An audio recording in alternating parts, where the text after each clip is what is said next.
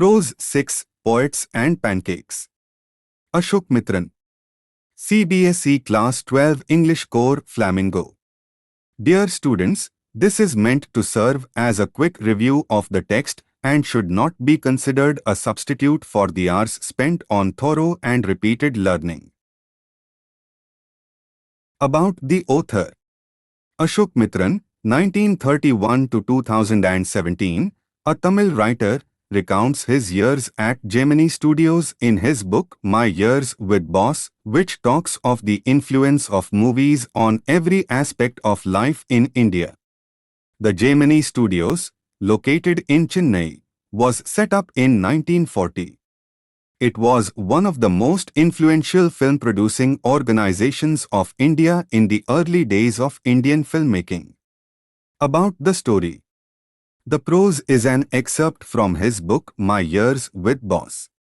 The characters in the story collectively illustrate the cultural, creative, and ideological tensions within Gemini Studios, blending Tamil filmmaking traditions with external influences like English poetry and anti-communist movements. Asokamitran's observations anchor the narrative, offering insights into ambition, loyalty, and artistic disillusionment. Theme: an account of the events and personalities in a film company in the early days of Indian cinema. Subtheme: poets and writers in a film company environment. Summary of the prose, Poets and Pancakes. The text offers a vivid glimpse into the workings of Gemini Studios, a prominent Tamil film studio in mid-20th century India.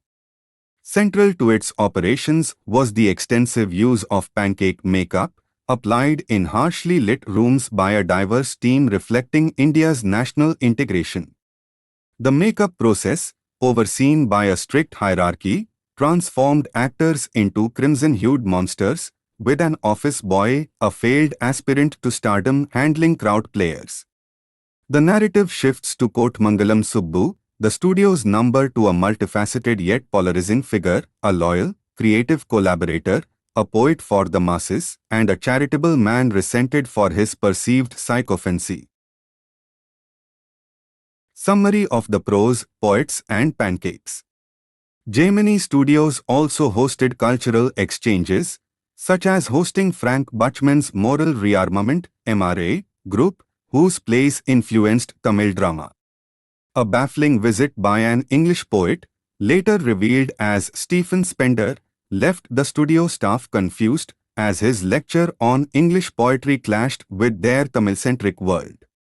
Years later, the narrator connects Spender to The God That Failed, a book critiquing communism, unraveling the mystery of his visit. The text juxtaposes the studio's creative chaos with broader themes of cultural dissonance, artistic ambition, and political naivety, capturing the quirks of a bygone era in Indian cinema and its intersection with global intellectual currents. Poets and Pancakes, key themes. The makeup department and pancake. Pancake makeup. Gemini Studios staple, used excessively to transform actors.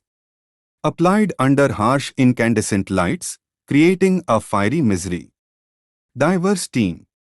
Staff included a Bengali, Maharashtrian, Dharwar Kannadiga, Andhra, Anglo-Burmese, and Tamils, symbolizing national integration. Hierarchy. Chief makeup artist handled lead actors, office boy, a middle-aged failed actor poet, managed crowd players. Makeup aimed to close every pore for indoor shoots. The office boy's frustration. Unfulfilled ambitions. Joined the studio aspiring to be an actor-writer but ended up mixing paint for crowds. Ventured into poetry and resented Kotmangalam Subbu, blaming him for his failures. Poets and Pancakes, key themes. Kotmangalam Subbu, the loyal number 2. Background. Born a Brahman, leveraged his creativity and loyalty to rise in the studio. Wrote poetry for the masses and authored Thilana Mohanambal, a novel on Devdasis. Studio contributions. Solved creative dilemmas instantly. Example, 14 ways to film a rat caring for tiger cubs. Charitable, hosted relatives and acquaintances despite financial imprudence. Criticism.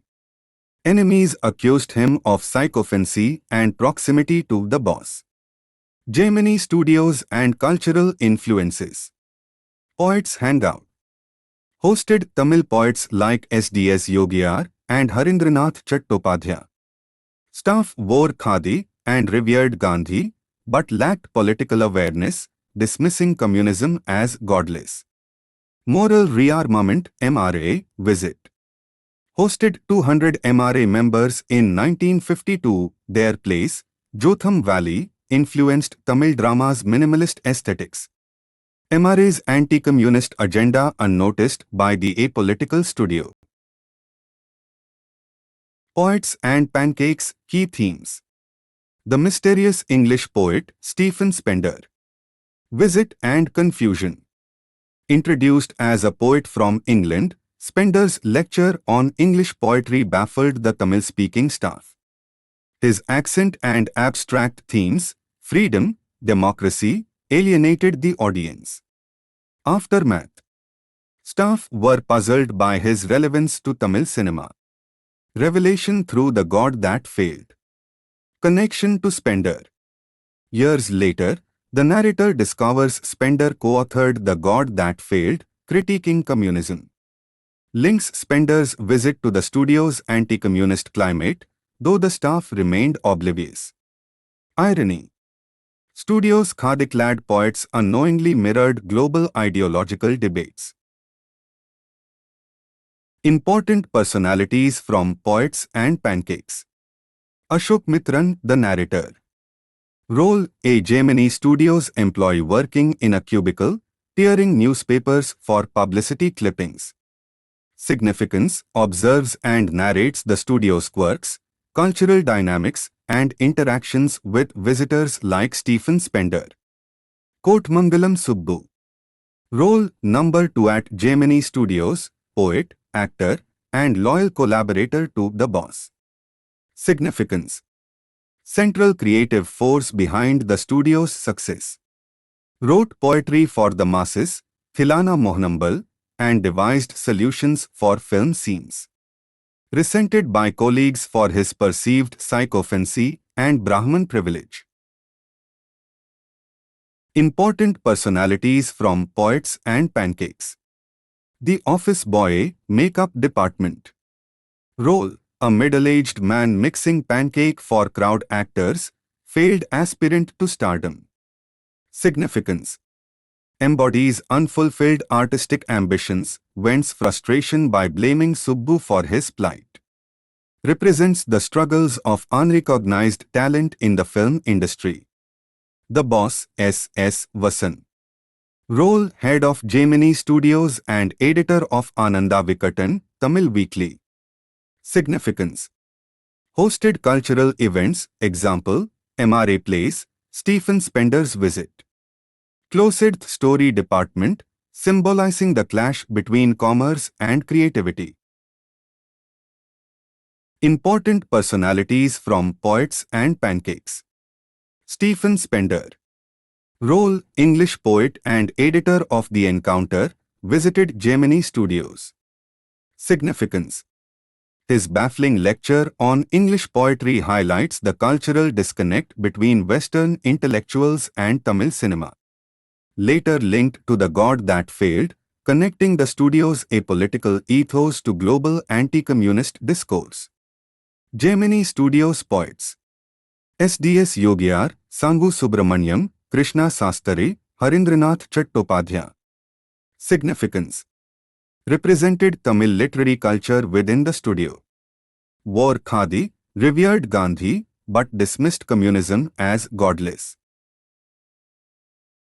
Important personalities from Poets and Pancakes. Moral Rearmament MRA Group. Role: international anti-communist group hosted by Gemini Studios. Significance: their place, Jotham Valley, influenced Tamil drama aesthetics. The studio's hospitality toward them reflects its naivety about global ideological conflicts. Key takeaway: these characters collectively illustrate the cultural, creative, and ideological tensions within Gemini Studios, blending Tamil filmmaking traditions with external influences like English poetry and anti-communist movements. Asokamitran's observations anchor the narrative, offering insights into ambition, loyalty, and artistic disillusionment. Vocabulary: pancake, a type of theatrical makeup. Incandescent, glowing due to heat, emitting bright light. Improvident, lacking foresight, reckless with resources.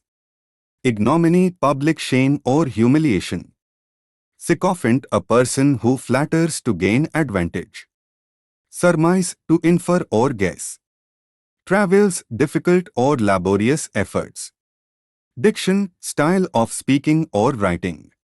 Literati, well-educated intellectuals.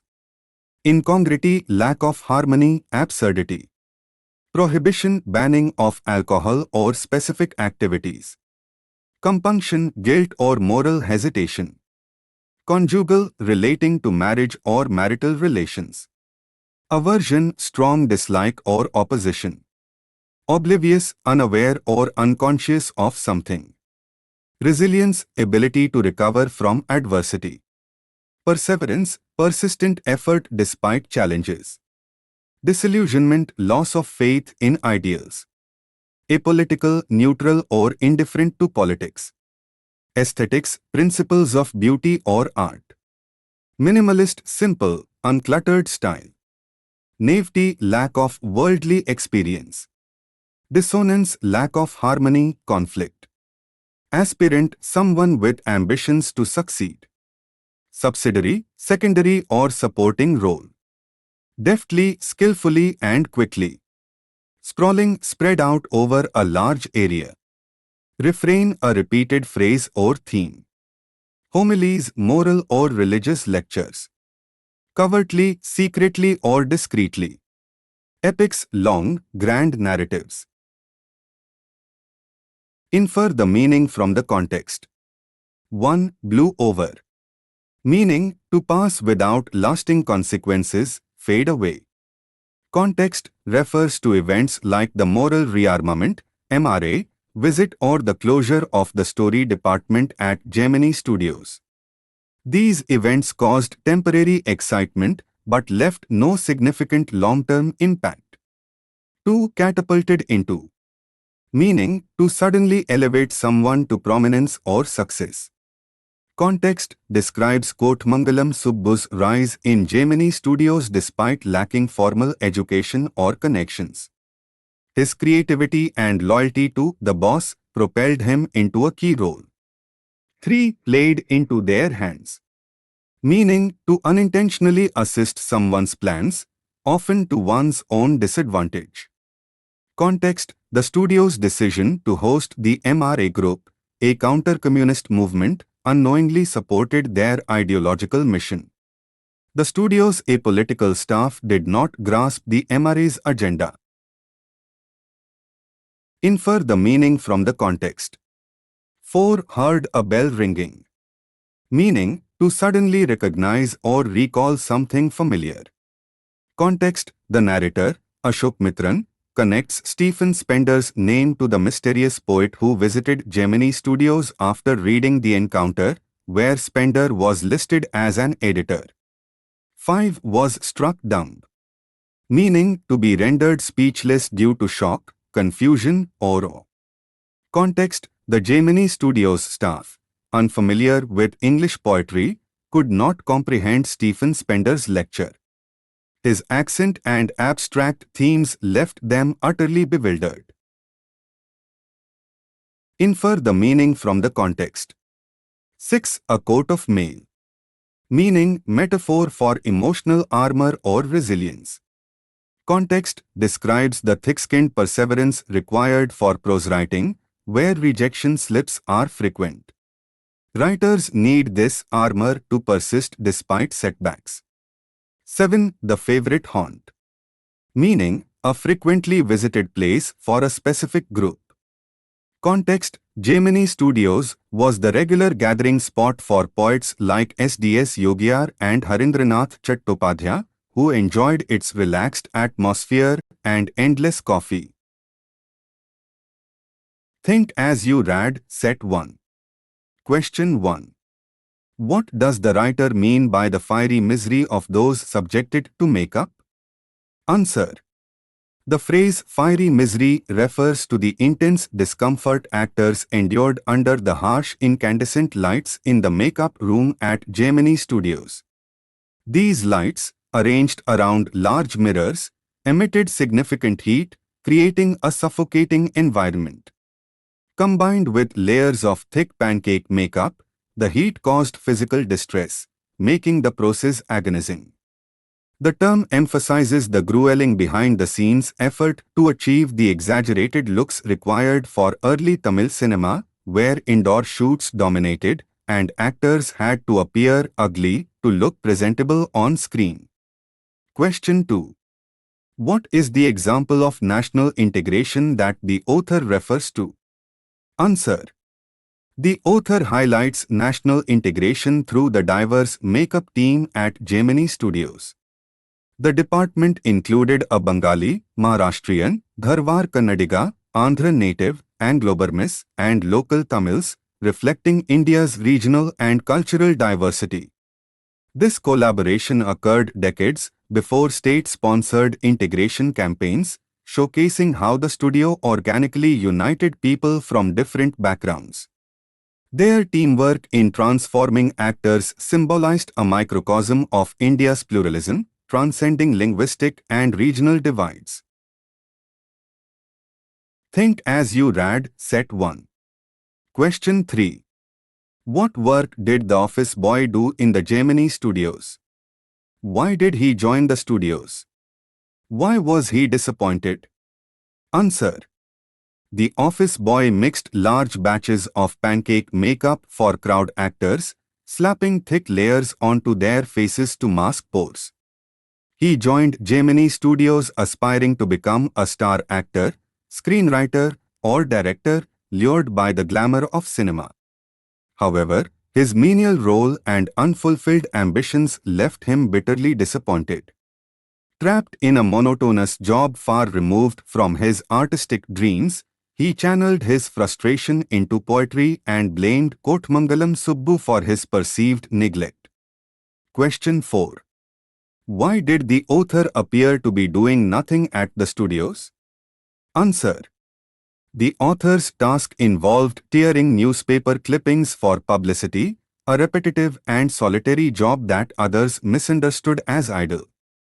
Sitting in a cubicle with French windows, he seemed inactive to colleagues who underestimated the purpose of his work. The boss and staff assumed he was unoccupied, leading to unsolicited lectures from visitors like the office boy, who mistook his quiet diligence for laziness. Think as you read Set 2. Question 1. Why was the office boy frustrated? Who did he show his anger on? Answer. The office boy's frustration stemmed from his unrealized aspirations of stardom and creative fulfillment. Having joined the studio with dreams of becoming an actor or writer, he resented being relegated to mixing makeup for crowd scenes. He directed his anger at Kotmangalam Subbu, convinced that Subbu's privileged position and sycophancy toward the boss had thwarted his opportunities. His bitterness reflects the clash between artistic ambition and the harsh realities of hierarchical studio dynamics. Question 2. Who was Subbu's principal? Answer. Subbu's principal was S.S. Vasan, the founder and head of Gemini Studios. Vasan, a towering figure in South Indian cinema, relied on Subbu's creativity and loyalty to streamline film production. Subbu's unwavering dedication to Vasan's vision earned him the number 2 position, where he translated the boss's ideas into actionable scripts and scenes, cementing his role as an indispensable collaborator. Think as you read Set 2. Question 3. Subbu is described as a many-sided genius. List 4 of his special abilities. Answer. Subbu was a multifaceted talent. Creative problem-solving, he devised multiple solutions for challenging scenes, like imagining 14 ways a rat could care for tiger cubs. Writing, he authored the novel Thilana Mohanambal and composed accessible poetry for the masses. Acting, he excelled in supporting roles, often outperforming lead actors. Generosity, he selflessly hosted relatives and acquaintances, embodying charitable values despite financial imprudence. Question 4. Why was the legal advisor referred to as the opposite by others? Answer. The legal advisor became a paradox because his role became redundant when the story department closed. Despite his professional expertise, the studio's shift toward Subbu's creative leadership rendered him obsolete. Colleagues mocked his irrelevance in an environment dominated by poets and artists, highlighting the studio's preference for artistic over legal pragmatism. Think as you read Set 2. Question 5. What made the lawyer stand out from the others at Gemini Studios? Answer. The lawyer stood out as an anomaly in a studio teeming with poets, writers, and artists. While others thrived on creativity, his legal background clashed with the studio's artistic ethos. His eventual dismissal underscored the disconnect between his profession and the studio's focus on storytelling, making him a misfit in Gemini's bohemian world. Think as you read Set 3. Question 1. Did the people at Gemini Studios have any particular political affiliations? Answer. The staff at Gemini Studios wore khadi and admired Gandhi but lacked concrete political awareness. They dismissed communism as godless and associated it with violence, reflecting the era's simplistic stereotypes. Their apolitical stance prioritized artistic pursuits over ideological debates, making them indifferent to movements like the MRA or global communism. Question 2. Why was the Moral Rearmament Army welcomed at the studios? Answer. The MRA's plays, such as Jotham Valley, offered polished entertainment during Prohibition, when public gatherings were limited. The studio, eager to host international visitors, appreciated the group's professionalism and minimalist stagecraft. Unaware of the MRA's anti-communist agenda, Gemini Studios embraced them as cultural ambassadors, not ideological allies. Question 3. Name one example to show that Gemini Studios was influenced by the plays staged by MRA. Answer. Tamil dramas began incorporating minimalist sunrise and sunset scenes inspired by Jotham Valley. Using bare stages, white curtains, and flute music, directors replicated the MRA's aesthetic, showcasing how global influences seeped into regional art forms despite the studio's apolitical stance. Think as you read Set 3. Question 4. Who was the boss of Gemini Studios? Answer. The boss was S.S. Vasan, a visionary filmmaker and editor of Ananda Vikatan, a popular Tamil weekly. Vasan's leadership shaped Gemini Studios' golden era, blending commercial success with cultural impact, though his decision to close the story department revealed his pragmatic approach to filmmaking. Question 5. What caused the lack of communication between the Englishmen and the people at Gemini Studios? Answer. Stephen Spender's British accent and abstract discussion of freedom and democracy alienated the Tamil-speaking audience. The staff, unfamiliar with English poetry and Western intellectualism, found his lecture incomprehensible. This cultural and linguistic gap turned his visit into a baffling experience for both parties. Question 6. Why is the Englishman's visit referred to as an unexplained mystery? Answer. Spender's visit seemed incongruous in a Tamil film studio catering to rural audiences. No one understood why an English poet lectured on esoteric themes to artists focused on regional storytelling.